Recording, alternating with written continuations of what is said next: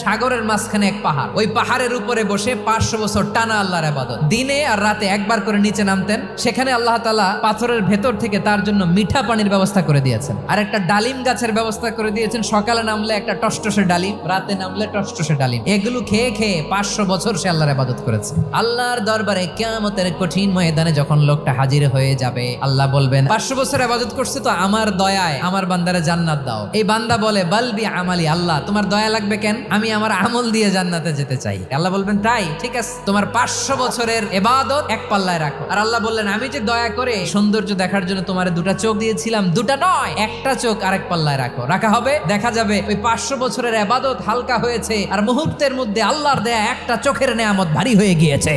ফলাফল দেখো, হিসাব বলে তুমি এখন জাহান্নামে যাবা, যাও এবার জাহান্নামে যাও। এবার লোকটা কাচুমাচু করে বলে আল্লাহ এবার আমি বুঝতে পেরেছি তোমার দয়া ছাড়া দুনিয়ায় কেউ জান্নাতে যেতে পারবে না।